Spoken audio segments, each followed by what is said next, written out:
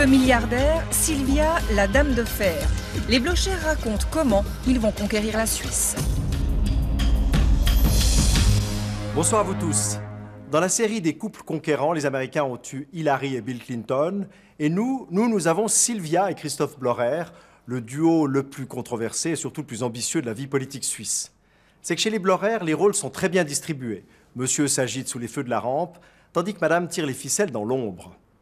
Ce partage des tâches a très bien réussi aux Blocher. En quelques années, ils ont tout gagné, tout raflé, une fortune gigantesque, les suffrages des électeurs et, il y a 14 mois, un fauteuil au Conseil fédéral. Leur soif de pouvoir, leur ambition politique démesurée, Christophe et Sylvia Blocher les ont ouvertement dévoilés à un réalisateur zurichois, Roland Hubert, qui a suivi pendant plusieurs mois la vie quotidienne de la famille Blocher entre sa luxueuse villa zurichoise, son château dans les Grisons et le palais fédéral. Vous allez découvrir maintenant, comme vous ne l'avez jamais vu, le couple qui veut régenter la Suisse. Le jour se lève sur Erliberg. Devant sa villa et son immense piscine, Christophe Blocher nous fait partager son point de vue sur le monde qui l'entoure. Juste sous la grue, là où il y a ce replat, c'est le Böse Faule, les Alpes glazonnaises. Au milieu, ce sont les Mitten, le Kaiserstock et les autres. Et là, il y a une autre montagne connue, c'est le Uri-Rotstock. Il a une forme de bateau. Là-bas, on voit les montagnes de l'Oberland bernois. La première, c'est le Finsteraarhorn. L'Oberland bernois, c'est là que l'arrière-arrière-grand-père de Blocher, venu d'Allemagne, a acquis sa nationalité suisse. Ensuite, on peut voir une très belle pyramide. À gauche, elle est ensoleillée et à droite, elle est dans l'ombre. C'est le Rosenhorn. C'est votre lieu d'origine, non? Oui, c'est la montagne de ma commune d'origine. Châtenalbe. Oui, c'est pour ça que la maison s'appelle au Rosenhorn, parce qu'on a une vue magnifique sur cette belle pyramide. C'est beau, non? Vous m'avez filmé moi au lieu de filmer les montagnes. C'était pas la peine que je vous montre les montagnes. On vous a filmé vous parce que nous voulons savoir si le fait de jouir d'une vue aussi étendue permet d'avoir une vision élargie sur la politique et la société. Ma vision des choses est bien plus large. Mon champ de vision ne s'arrête pas aux montagnes de l'Oberland bernois. Je vois plus loin, beaucoup plus loin. Il faut penser de façon globale, mais agir sur le plan local. De ses éclatantes victoires politiques jusqu'à son insolente réussite économique, Christophe Blocher a toujours collectionné les succès. Reste maintenant à savoir où le mènera son voyage à l'intérieur du pouvoir fédéral. Une personne qui vit comme vous fait des envieux. Comment gérez-vous ça? Oui, il y a des envieux. Mais la plupart des gens disent simplement « il a une belle maison, il a de quoi se l'offrir, et il a travaillé pour ça ». C'est ce que la majorité des gens pensent. Il reste bien quelques envieux, mais on ne peut rien y faire. Mais la majorité de vos partisans sont des personnes qui ne pourront jamais s'offrir ça, même en rêve. Oui, c'est comme ça. En Suisse, peu de gens ont bâti un empire industriel qui leur permet de s'offrir un tel cadre de vie. Il n'y a pas si longtemps que je possède cette maison. En ce beau dimanche d'automne, chez les Blocher, on s'apprête à célébrer un baptême. Aujourd'hui, c'est le petit Matteo qui est l'objet de toutes les attentions.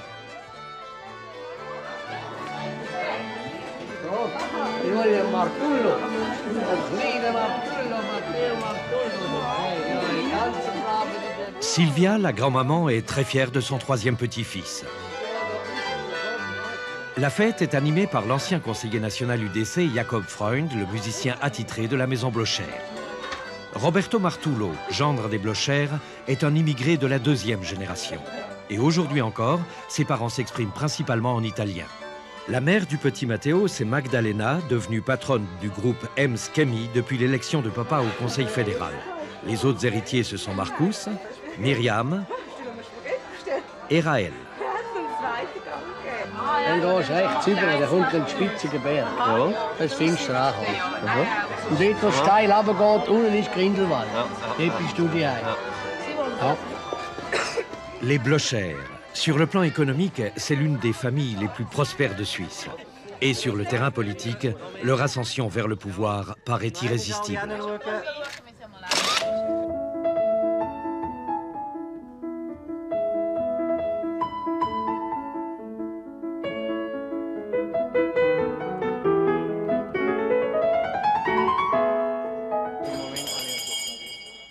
Le cap décisif a été franchi il y a un peu plus d'1 an au Palais fédéral. Wenn wir jetzt 114 haben und die 3 mit 117. Ich sehe es nicht rosig, nein. Schau mal, der Wunsch von denen, historische Geschichte einzugehen, indem man die Woche verhindert hat, das ist nicht zu unterschätzen. Die haben das Gefühl, das ist eine Leistung. Aux premières loges, on reconnaît les plus proches conseillers du prince, son épouse Sylvia et son frère Gerhard Blocher. Les fans de Blocher, eux, patientent dans une salle attenante.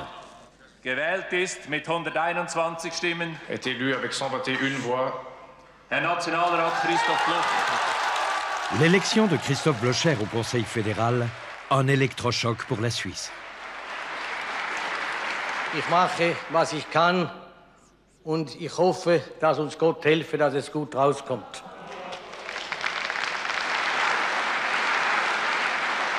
La victoire de Blocher, c'est aussi celle de sa femme Sylvia, qui tire les ficelles dans l'ombre et orchestre les manœuvres politiques.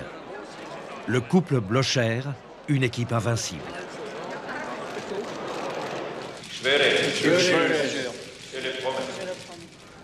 Ironie de l'histoire, après 25 ans passés à cracher sa colère sur tous les symboles du gouvernement fédéral, Christoph Blocher se retrouve maintenant installé dans le Saint des Saints.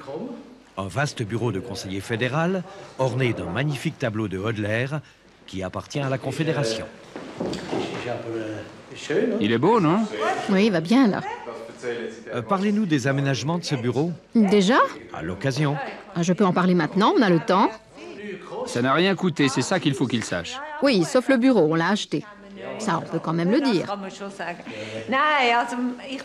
Je pense qu'un bureau doit correspondre à la personne qui l'utilise, non? L'élément le plus important, c'est la table de travail. J'ai discuté avec mon mari pour savoir ce qu'il en attendait. Ensuite, nous avons passé en revue ce qui pourrait lui convenir et ce qui lui plairait. Et je pense que notre choix s'est porté sur un très beau meuble. Ces deux-là viennent de chez nous. Mais c'est plus gai qu'avant. On m'apporte un café, vous en voulez un? Il n'y en a pas pour eux. Non, ils doivent travailler. Les gens de la télé n'ont pas le droit au café. Aujourd'hui, les Alpes sont cachées derrière les nuages. Évidemment, cette vue tôt le matin, ça motive. Et ça aussi. Quand je travaille, chaque fois que je lève les yeux de mes papiers et que je vois ce gaillard, le monde se remet à tourner rond. Pourquoi est-ce qu'il se remet à tourner rond? Il suffit de regarder. Dans ce tableau, Hodler exprime la force, la joie de vivre, bref, tout le contraire de la paperasse. Ce tableau symbolise aussi l'abattage, la destruction à coups de hache. Oui, mais pour certaines choses, il faut une hache. Les gens qui pensent qu'il faut bannir les haches, qu'il faut exclure la force, ne comprennent rien à la vie. Ça fait aussi partie de la vie. Ici, il y a cette puissance et cette hache. Et là, il y a deux natures mortes d'Anker. Ce sont deux pôles opposés. Celui qui n'accepte qu'un seul aspect des choses est un déséquilibré. Et puis, il faut bien abattre des arbres pour laisser la place aux jeunes pousses et aux bois sains. Donnez-moi ça. Je n'ai pas de fonction particulière, si ce n'est de me tenir ici. Tout comme nous.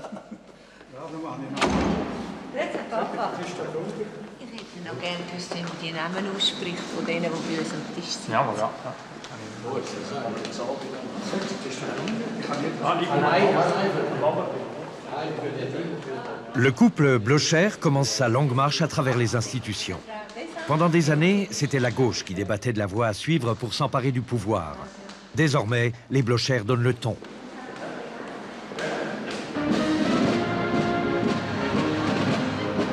Réception officielle en l'honneur du président polonais. Les Blocher y figurent en bonne place. Ils appartiennent eux aussi au Gotha politique. Le climat est solennel et Leuenberger s'inquiète de la propreté du tapis.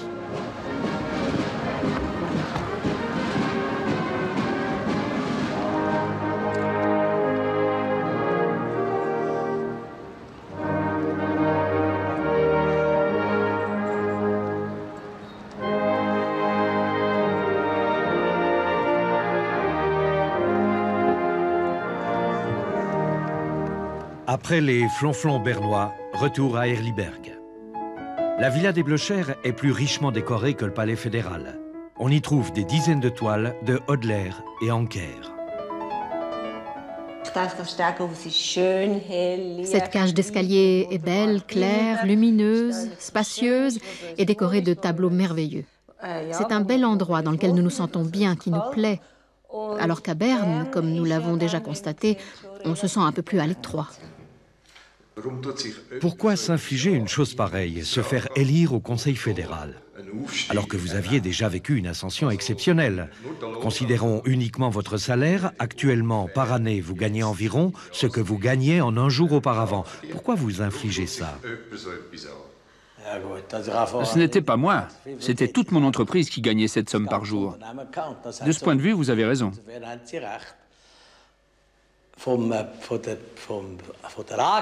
ce qui est de mon propre agrément et de mon plaisir personnel, je n'étais vraiment pas obligé de m'imposer ça. Mais je n'ai obtenu tout ça qu'à l'âge de 60 ans. Ce n'est devenu possible qu'à ce moment-là. Avant, nous devions aussi faire attention.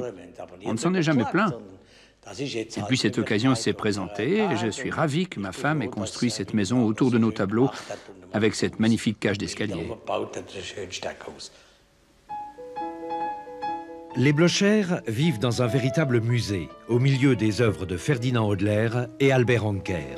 Un monde à part, béni des dieux, qui doit faire rêver certains déracinés. Cette somptueuse demeure, Sylvia l'avait fait bâtir pour y résider, mais aussi pour qu'elle devienne le siège du groupe Heimskemi. Mais l'histoire a changé le cours des choses.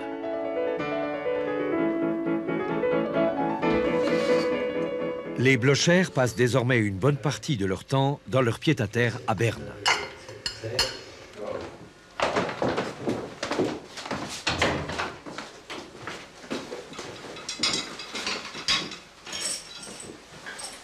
Charles? Ja, klar. Gut, ja, ich auch. Nicht viel machen so.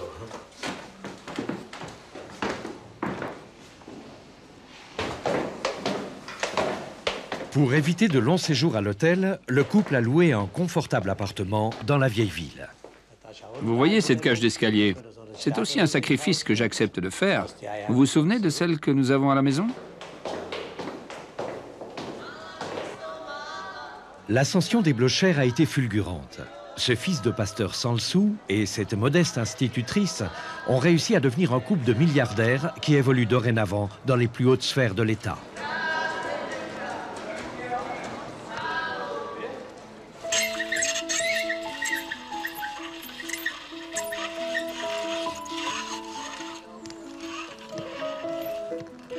Redzuns, un château de contes de fées en guise de résidence secondaire.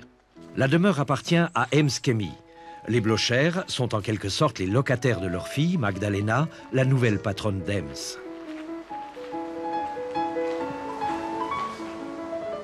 Si les Blocher sont en haut de l'échelle et que d'autres stagnent en bas, cela résulte d'une prédisposition divine. Dans le monde vu par Blocher, nous ne sommes rien d'autre que des pions sur l'échiquier du bon Dieu, lequel confie à chacun d'entre nous une mission particulière. Ainsi parle Christophe, fils du pasteur Blocher. 37 ans de mariage ont solidement soudé le couple. Dans mon entourage, personne ne m'est aussi proche que ma femme. C'est mon interlocutrice privilégiée. C'est comme ça. D'une part pour des raisons purement pratiques. Nous vivons ensemble, nous habitons ensemble, nous mangeons ensemble, nous dormons ensemble et nous passons tous nos loisirs ensemble. Et d'autre part, ma femme est une excellente interlocutrice. Elle est intelligente, ce qui est important, bien sûr. Elle a tendance à être très émotive, ce qui n'est pas simple. Et enfin, elle s'implique vraiment dans mes problèmes, ce qui est très précieux, parce qu'il y a beaucoup de choses dont je ne peux pas parler. On me demande souvent si je serais arrivé là où j'en suis sans ma femme. Et je réponds que je n'en suis pas sûr, mais qu'une chose est certaine, je n'aurais jamais réussi tout ça avec une femme qui ne m'aurait pas soutenu. Je suis évidemment convaincue que mon mari possède des capacités qui sortent de l'ordinaire. Non seulement il identifie les problèmes, mais il trouve des solutions. Et je pense que les solutions qu'il propose sont vraiment les mieux adaptées à l'intérêt général.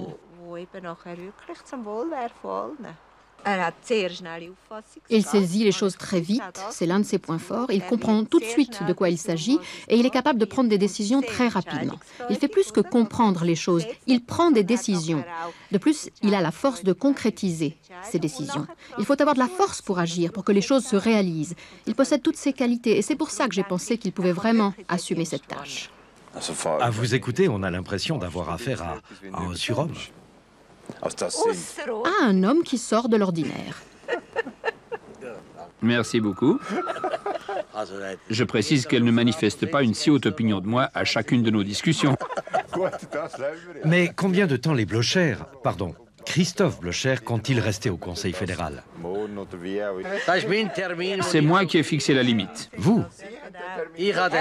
Oui, moi. C'est moi qui l'ai dit. Lorsqu'on m'a demandé quand je comptais me retirer du Conseil fédéral, j'ai dit que je connaissais précisément la date de ma retraite. Ce sera en 2026.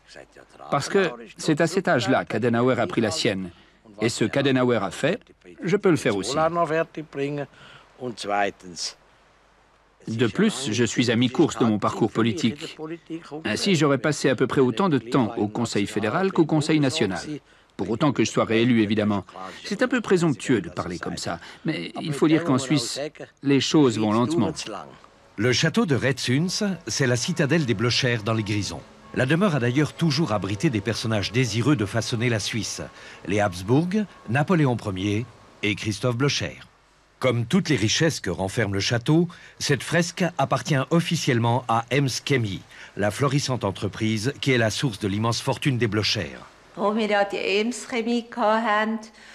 Quand nous avions encore Ems Chemie, il m'arrivait de suivre mon mari dans son travail, dans l'entreprise. Je l'accompagnais aussi à des conférences de presse. Et à chaque fois, je me disais, mon Dieu, on a une telle responsabilité quand on possède une entreprise. 2500 personnes y travaillent. Leurs familles en dépendent. On ne peut pas se permettre de prendre de mauvaises décisions. Il faut bien gérer l'entreprise. Mais le couple Blocher a dû abandonner Ems Chemie pour sauver la Suisse. Comment les Suisses peuvent-ils être sûrs que les Blocher ne vont pas abuser de leur pouvoir? Il faut qu'ils soient attentifs. S'ils ont l'impression que nous abusons du pouvoir, il faut qu'ils se mettent à le crier sur les toits. Vous avez l'impression qu'on abuse de notre pouvoir? Pas de réponse. Depuis son entrée au Conseil fédéral, Christophe Blocher a déçu certains de ses partisans. Et il doit apprendre à faire le grand écart entre les slogans tonitruants de l'UDC et la réalité de l'exercice du pouvoir politique. Monsieur Blocher, ici, il y a 9 ans, vous m'aviez dit « Jamais je ne me présenterai au Conseil fédéral, sauf si la Suisse va très très mal ». Ça signifie donc que la Suisse va très mal actuellement. En tout cas, bien plus mal qu'il y a 9 ans, c'est évident, puisque j'ai été élu. C'est à ça que je faisais allusion. Il fallait que la Suisse aille mal pour que je sois élu. J'ai toujours su que je ne serais pas élu au Conseil fédéral simplement parce qu'on m'apprécie ou que je sors un peu du lot au Parlement.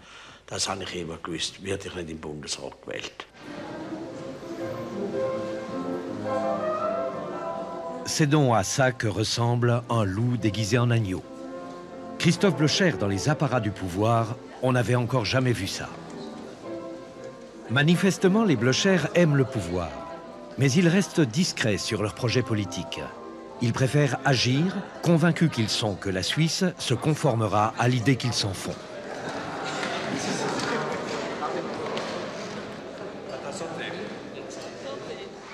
L'hôte polonais de la Confédération fait poireauter le Conseil fédéral incorporé pendant une bonne heure. Le temps d'échanger quelques bons mots. Avant d'être élu conseiller fédéral, vous utilisiez fréquemment une expression. Vous évoquiez la classe politique, pour la fustiger ou la ridiculiser. Depuis que vous êtes devenu conseiller fédéral, vous ne vous êtes plus exprimé sur ce sujet. Oui. Premièrement, parce que je suis bien obligé. Je ne peux plus critiquer les mêmes personnes qu'avant. à cause de ce qu'on appelle le principe de collégialité. Mais je critique encore beaucoup, pas les personnes, mais les choses. Deuxièmement, dans les années 90, j'ai laissé ma marque sur cette expression de classe politique.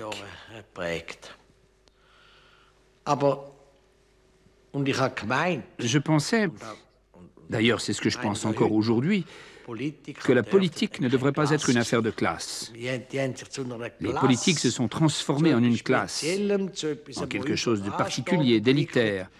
Et c'est pourquoi j'ai eu recours à cette expression française, parce que ça donne l'idée d'une coterie. Et c'est ça que je critiquais, cette idée de suprématie.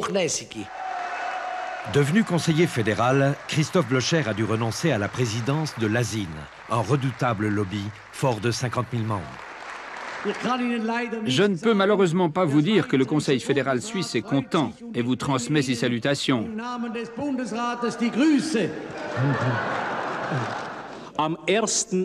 Le 1er mai, l'Union européenne a accueilli 10 nouveaux membres. Il s'agit principalement d'États issus de l'ancien bloc de l'Est.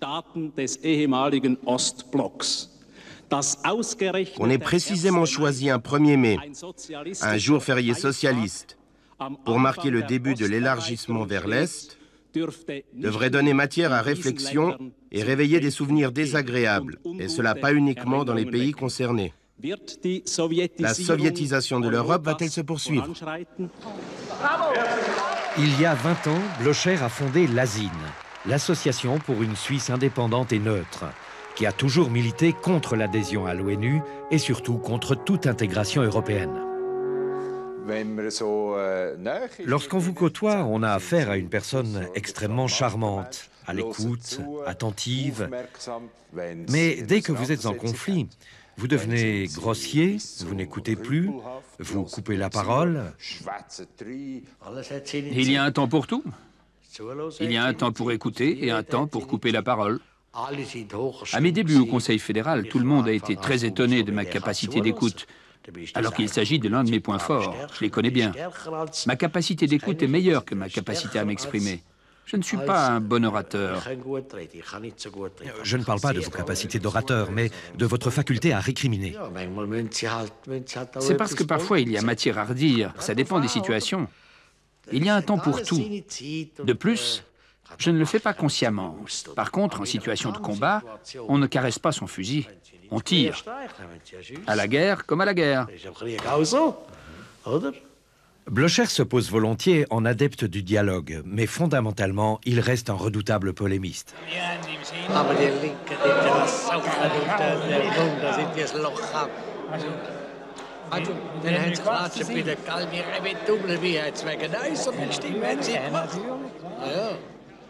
Gerhard Blocher doute que son frère puisse rapidement faire le ménage au sein du Conseil fédéral.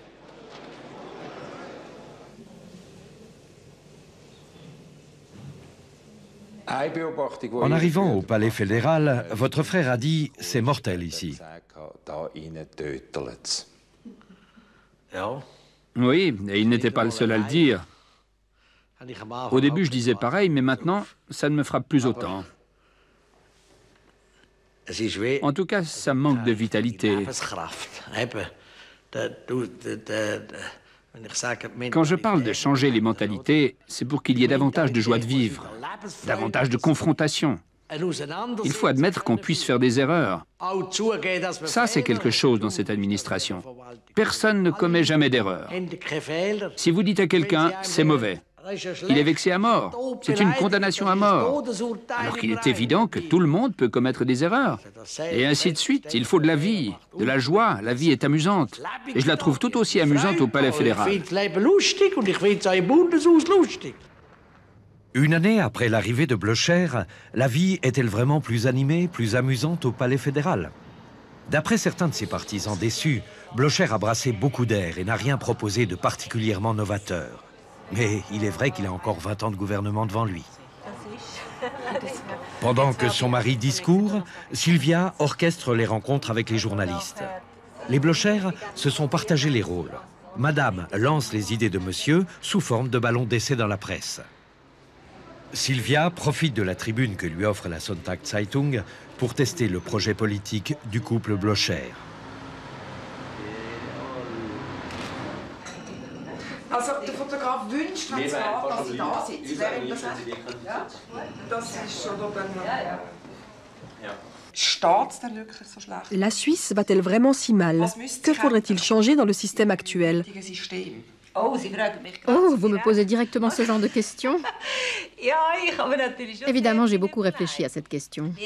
Le Conseil fédéral a-t-il encore un pouvoir d'influence alors que les conceptions et les opinions sont tellement divergentes? Je me pose aussi une autre question.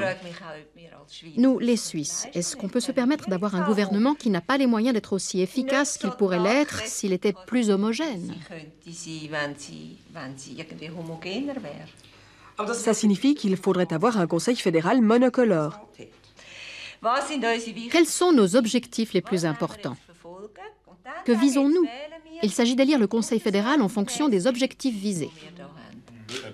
Une majorité bourgeoise? Par exemple, une majorité bourgeoise.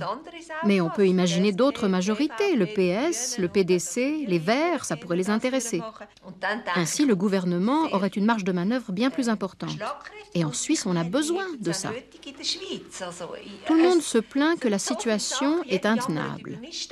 Tout le monde est d'accord de dire qu'il faut changer les choses, mais personne ne fait rien, ou plutôt, personne ne peut rien faire.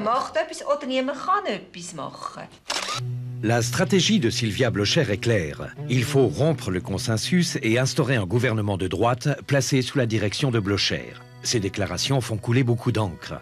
Sylvia brise un tabou.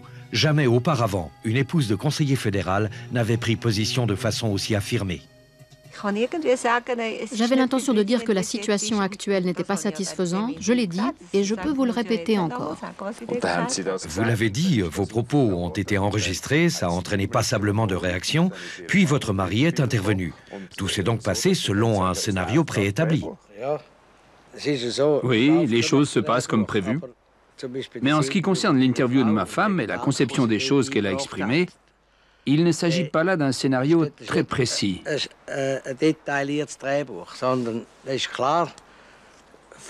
Bien sûr, depuis que je suis au Conseil fédéral, nous discutons beaucoup de cette question et je suis d'avis qu'il faut laisser tomber le principe de collégialité. Mais on en a déjà beaucoup parlé. Mon épouse dit que ce serait mieux que le pays soit gouverné par ceux qui savent. Ceux qui disent « on peut faire comme ça et c'est comme ça qu'on va faire. De toute façon, nous avons la majorité au Parlement. » On ne risque pas grand-chose. Le cas échéant, il y a toujours la possibilité de recourir au référendum. Elle a lancé ses idées. À ce moment-là, ça ne faisait pas partie d'un plan précis. Mais par contre, sur le fond, ses propos collent parfaitement au scénario. Blocher sort du bois et expose clairement sa stratégie de liquidation de la coalition gouvernementale.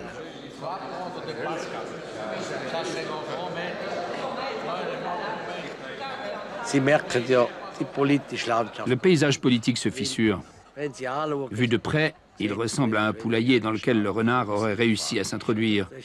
Tous les gens s'éparpillent. Ils ne savent plus vraiment où, quand, quoi, comment. Ils disent oui, ils disent non. C'est un bon début pour nos projets. Les choses ne peuvent plus continuer comme ça. Ce n'est pas possible. Blocher espérait que son arrivée au Conseil fédéral provoquerait un électrochoc politique décisif. Mais le rythme du changement s'avère plus lent que prévu. Pour transformer la Suisse, il faudra davantage de temps que ce qu'escomptait notre coupe de battants. En attendant, Blocher fait bonne figure et accepte de porter le masque du ministre discipliné. Le Conseil fédéral l'a contraint à soutenir publiquement les projets de loi sur la naturalisation qu'il désapprouve. Ah, hoi Sylvia, hoi. Ah, das ist der Herr Bundesrat. Hoi Christoph. Muss ich? Ja, Sie sind so freundlich, Sie bist ja wie Gegner. Der Lemur muss auch noch Toilette. Ja, dann kann er ja noch gehen. Excuse, grüezi Leute. Ja, danke. Christoph, der Lemur muss auch noch sitzen. Willst du mit? Ja, wo ist er? Da ist Frau Gilgen. Wo ist jetzt Frau Gilgen? Da. Los noch schnell, ich muss noch etwas fragen. Soll ich auf die Runde sitzen oder da nebendran? Ja, dort in die Runde? Ja, in die Runde. Also. Émission Arena sur les 2 projets de loi sur la naturalisation. Pour défendre les projets, Christophe Blocher, chef du département de justice et police. Pour s'opposer au projet de loi, Uli Maurer, président de l'UDC. Blocher dans le mauvais rôle, opposé à son vieux complice Maurer. Pour dire les choses simplement, passons des spaghettis au kebab. Je suis conseiller fédéral et l'une de mes obligations, c'est de ne pas combattre les projets de loi présentés par le Conseil fédéral, y compris ceux adoptés par le Conseil fédéral précédent. Et ce soir, vous vous soumettez à cette obligation? Bien sûr, c'est une obligation. Une obligation, oui, oui, c'est bien ça. Alors, quand ce qui concerne M. Maurer, ça vient du cœur, je suppose. Les enfants ont beaucoup de petits copains étrangers. Par exemple, des petits Turcs. Après 7 ou 8 ans passés dans la même classe, ils n'ont encore jamais été invités chez eux. Ces enfants n'ont jamais pu venir dormir chez nous. Ils n'ont pas le droit de manger quoi que ce soit. Dans le meilleur des cas, ils peuvent boire un verre d'eau. On est donc en droit de se demander si un enfant est intégré quand il vit dans un autre milieu culturel et qu'il n'a pas le droit de manger un goûter chez nous. On ne vous a jamais vu aussi écartelé que durant cette émission d'Arena. Vous ne pourrez pas continuer longtemps comme ça, non? J'admets que c'est une torture pour moi. Parce que j'ai beaucoup de mal à défendre des choses avec lesquelles je ne suis pas d'accord. Si je ne suis pas convaincu du contraire, ça va. Ou si ce n'est pas important, ça ne me pose pas de problème. Mais pour les questions fondamentales, devoir justifier quelque chose qui est contraire à mes convictions, devoir dire « faites ça parce que c'est juste », c'est très difficile. On exige de nous des choses qu'à mon avis, on ne devrait pas nous demander. Mais actuellement, c'est comme ça. J'ai dû participer à l'émission Arena, j'ai dû faire de mon mieux pour expliquer les avantages de ces projets de loi sans en mentionner les désavantages. Vous avez raison, c'est extrêmement difficile pour moi, parce que j'ai toujours l'impression de participer à une mascarade. Monsieur Blorer, une petite réaction? Dimanche de votation, le peuple a rejeté les projets de loi sur la naturalisation. Contre l'avis du Conseil fédéral, l'UDC et les Blocher ont gagné. Les votations populaires expriment la décision du souverain et le Conseil fédéral est au service du peuple. En fait, je ne vois pas pourquoi on fait une conférence de presse quand la décision a été prise. Le dernier mot revient au peuple et je me soumets à son choix. Complètement. Peu importe que j'ai gagné ou perdu, que le Conseil fédéral soit content ou pas, ça n'a aucune importance. Christophe Blocher, l'objecteur, est allé trop loin. Pascal Couchepin qualifie son collègue de danger pour la démocratie. C'est la crise au sommet de l'État. Il fallait que je dise qu'il est complètement faux de juger le peuple après une votation en disant « C'est très bien, vous avez voté pour le gouvernement, vous êtes très intelligent, magnifique ». Et de dire « Si le peuple a voté contre le gouvernement, c'est très grave. Vous n'auriez jamais dû faire ça. Nous avons été désavoués. C'est sûrement à cause de ces vilaines annonces dans les journaux. Je ne sais pas quoi encore. Pour ma part, je répète que le peuple est souverain et que lorsqu'il a décidé quelque chose, c'est comme ça. Et comme prévu dans le scénario, cette discussion a été lancée. Elle est en cours. Ensuite, Couchepin a donné une interview musclée où il exprime une vision tout à fait différente de la démocratie. Une vision très élitaire. Il dit que le peuple est l'origine et la source, mais qu'il n'est en aucun cas souverain. C'est bien qu'on en parle, car ce sont des questions essentielles. Also der Couchepin schaut in meinen Augen, hat À mes yeux, M. Couchepin méprise le peuple. Il considère que le peuple est idiot, qu'on peut le manipuler. Il pense que les gens sont crédules et, d'après lui, c'est la raison pour laquelle on ne peut pas leur confier des responsabilités. Je trouve incroyable que dans une démocratie directe, un conseiller fédéral puisse s'exprimer ainsi sans que l'ensemble de la presse en soit indigné.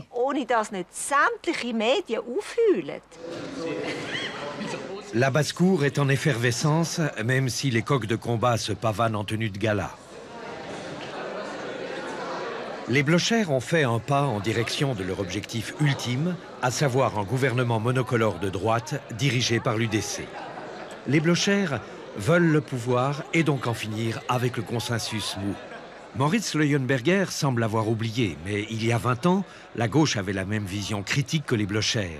Le Parti socialiste menaçait de claquer la porte du Conseil fédéral. Retour sur les bords du lac de Zurich.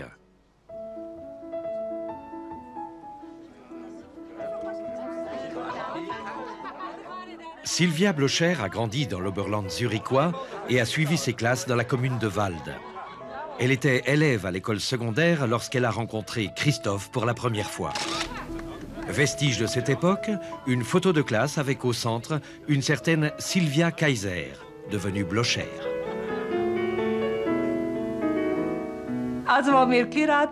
Quand nous nous sommes mariés, notre situation était un peu particulière. Mon mari était encore étudiant, il n'avait pas d'emploi et pas de formation, si ce n'est celle de valet de ferme, parce qu'il a toujours dit qu'il était valet de ferme de formation. On ne s'est pas vraiment demandé comment les choses allaient tourner pour nous. En tout cas, je n'aurais jamais pensé qu'il deviendrait entrepreneur. À l'époque, quand il a commencé ses études de droit, mon mari disait qu'il voulait devenir juge. Non, je n'aurais jamais imaginé tout ça.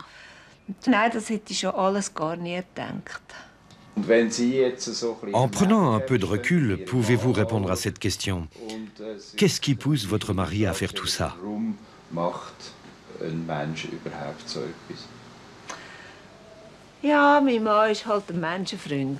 Mon mari est un philanthrope. Ça paraît bête de dire ça. Le bien-être des gens a toujours beaucoup compté pour lui. C'était déjà son souci quand il était entrepreneur. Ce n'est pas pour rien qu'on disait de lui, c'est un vrai patron, parce qu'il se souciait de ses employés. Il voulait qu'ils se sentent bien. Il a la même préoccupation pour son pays. La dernière fois que je vous ai posé la question, vous avez été tellement touché que vous en aviez les larmes aux yeux. Vous n'allez pas dire ça tout de même. Si, Madame Blocher, parce que je me demande ce qui vous bouleverse à ce point. Ça vous touche profondément. Oui, oui, ça me touche profondément. Ça me touche profondément parce que je vois l'ampleur, la densité de sa tâche et je sais que beaucoup de gens ne peuvent pas comprendre ça. En fin de compte, ça vous énerve?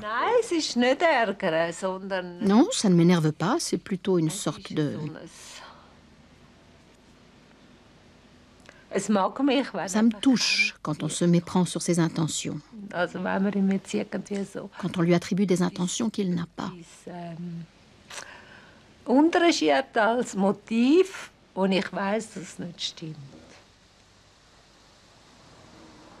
Réception officielle au siège d'une ancienne corporation zurichoise, le conseiller fédéral Blocher va s'exprimer à propos de Churchill. Churchill, son modèle politique qui a prononcé ici même il y a 58 ans un célèbre discours sur l'Europe.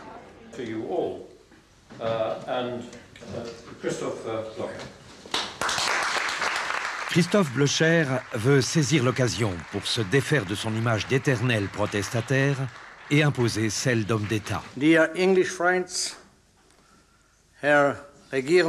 Monsieur le conseiller d'État du canton de Zurich, mesdames et messieurs, Churchill était un homme politique doué d'une capacité d'analyse impitoyable et d'un esprit si visionnaire que c'en était presque inquiétant. Il n'était alors pas question d'attitude politiquement correcte. Churchill n'occultait rien et ne mettait aucun fait. Très rapidement, on a essayé de le mettre sur la touche, et lorsqu'il est devenu de plus en plus populaire, on l'a finalement accusé de populisme, parce qu'on ne voulait pas accepter sa vision prémonitoire.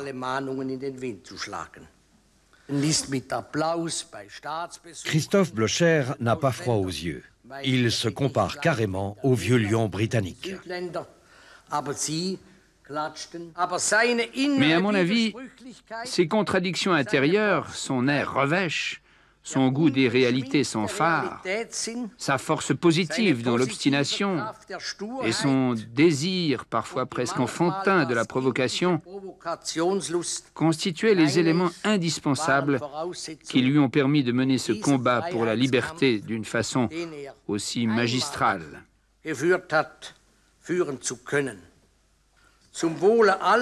Il a mené ce combat pour le bien de tous, et pas uniquement pour le bien des bien-pensants et des nantis, dont nous faisons tous partie. Et pour ça, nous pouvons le remercier. Mesdames et messieurs, j'ai terminé.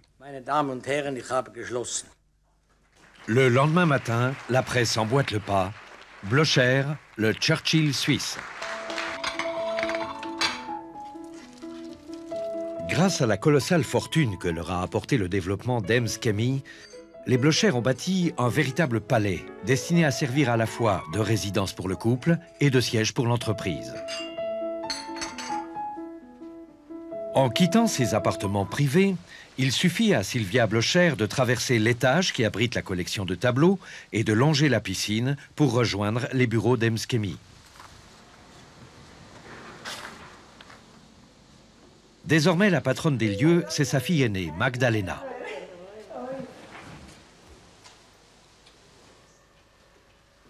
Magdalena a été désignée par son papa pour lui succéder. Avant l'élection de Christophe au Conseil fédéral, Sylvia avait renoncé à ses parts dans Ems-Chemie, c'est-à-dire à des centaines de millions de francs pour permettre à son mari d'être éligible au gouvernement.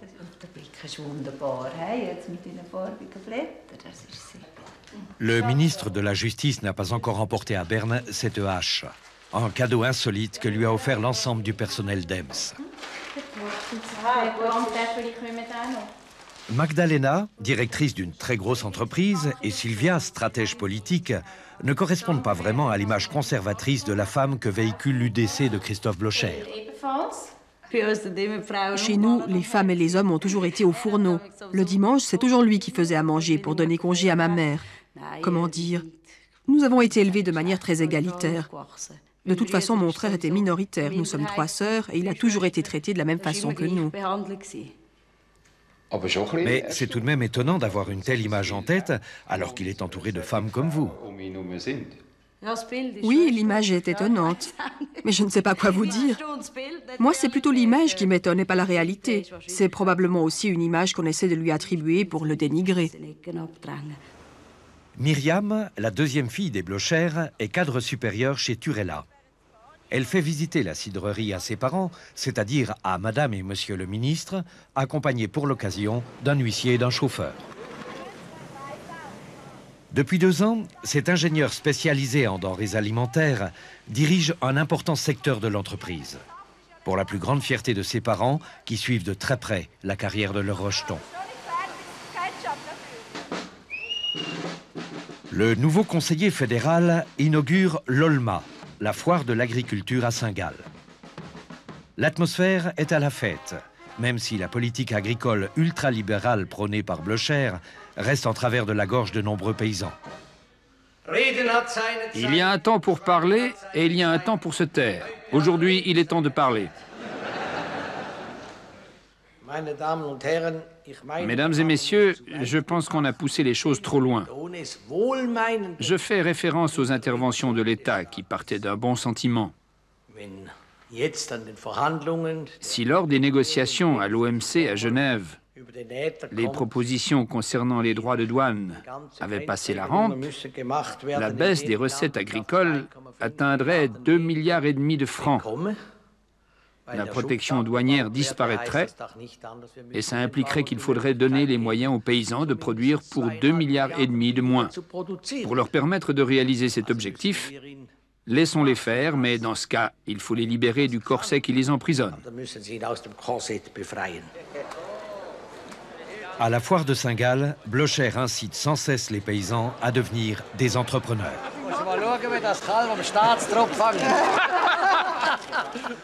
Si on appliquait à la lettre certaines propositions de Blocher, les paysans seraient privés de 2,5 milliards de subventions fédérales. À ce taux-là, seuls les gros paysans s'en sortiraient.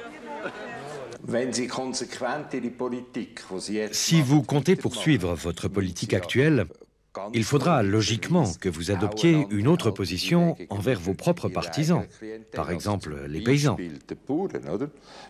Parce qu'il y a pas mal de gaspillage aussi à ce niveau-là. Pour commencer, je ne suis pas de ceux qui disent que l'État ne doit plus dépenser un centime, il doit dépenser moins. Ensuite, c'est une question de priorité. Il est certain que les paysans en ont bavé et qu'ils sont encore très touchés par les mesures d'économie.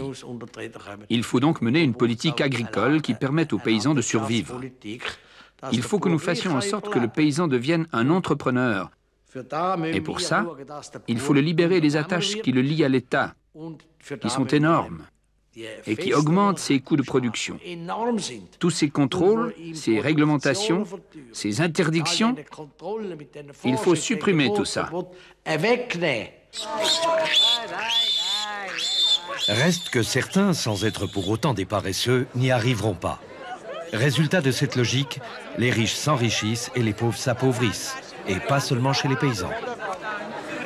Je ne sais pas si c'est le cas, si les pauvres sont devenus plus pauvres et les riches plus riches. Quoi qu'il en soit, il est certain qu'il y a davantage de riches qu'avant et je trouve ça très bien. Il faut qu'il y ait beaucoup de riches. Si j'étais pauvre et si je me demandais où aller, je n'irais pas dans un pays pauvre, mais dans un pays riche, parce que j'y serais mieux en tant que pauvre. C'est simple, non? Prenez le Soudan, par exemple. On n'y trouve que les pauvres. Il n'y a pas de riches. Ça signifie que vous comprenez tout à fait les personnes qui quittent des régions du monde touchées par la pauvreté pour venir chez nous. Bien sûr que je les comprends, c'est évident. C'est juste impossible que nous puissions accueillir tous les pauvres. Personne ne parle de les accueillir tous. Tant qu'on peut leur fournir un emploi, je n'ai jamais émis d'objection contre leur venue. Mais évidemment, ceux qui ne peuvent pas travailler vont venir aussi, et c'est ça qui est difficile. Si on avait beaucoup plus de riches, on pourrait accueillir beaucoup plus de pauvres. Les Blocher ne sont pas tout à fait aussi puissants qu'ils le paraissent. Ils sont forts parce que leurs adversaires sont faibles. Le carrosse de l'État, hérité de Ruth Metzler, conduit les Blocher vers leur prochaine mission. Tels deux conspirateurs, Sylvia et Christophe Blocher sont unis par la même stratégie. Plutôt que de parler des changements qu'ils souhaitent, ils préfèrent agir. Si on leur demande où ils comptent emmener la Suisse, ils restent évasifs. La maintenir en dehors de l'Union européenne et diminuer le rôle de l'État, c'est leur unique leitmotiv. Mais trêve de dissertation politique, suivons-les maintenant jusqu'au cœur de la Suisse. 200 ans après avoir été écrite par l'auteur dramatique allemand Friedrich Schiller, l'épopée de Guillaume Tell est jouée sur la prairie du Grütli, grâce au denier de Christophe et Sylvia Blocher. Wahrscheinlich noch genügend Kraft, uns Erfahrene verleiden zu machen, Bundesrat zu bleiben. Nein, das weiß sie nicht, das weiß sie nicht. Pour les remercier de leur soutien, Christophe et Sylvia Blocher ont invité quelques dizaines de donateurs de l'UDC à cette soirée théâtrale. Au Grütli, les Blocher jouent les mécènes. Ils couvrent intégralement le déficit de la manifestation. Montant de la facture, 1 million de francs.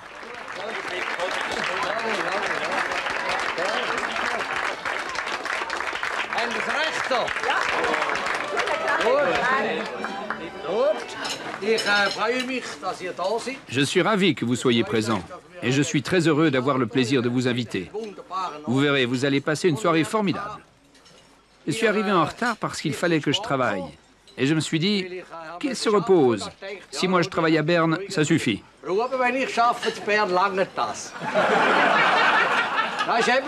trouve ça bien. Un peuple heureux et un gouvernement qui bosse. Bonne soirée. En finançant ce spectacle, les Blocher se sentent investis d'une mission patriotique et culturelle. Le serment du Grütli. 7 siècles plus tard, la scène est rejouée, mais cette fois-ci par des comédiens est-allemands. Cette distribution insolite n'entame pas le plaisir des deux mécènes, qui assistent au spectacle pour la 4e fois.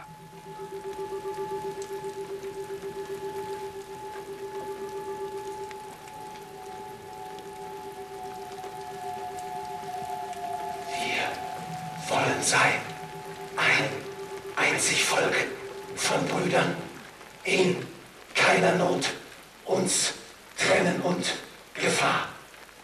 Wir wollen frei sein, wie die Väter waren, eher den Tod als in der Knechtschaft leben.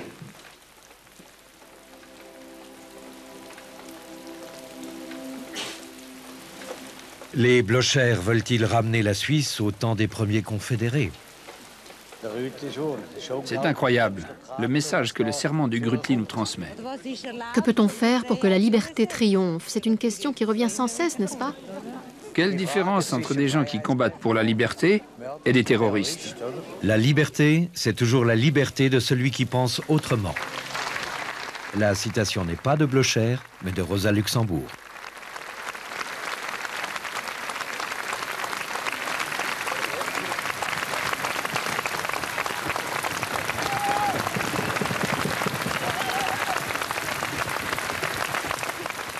Sachez encore que ce reportage a défrayé la chronique en Suisse alémanique, certains le trouvant un peu complaisant parce qu'il donne abondamment la parole aux Blocher, mais d'autres, comme nous, estiment qu'il s'agit là d'un document unique qui en dit long sur la vision du monde et les véritables ambitions politiques de Sylvia et Christoph Blocher.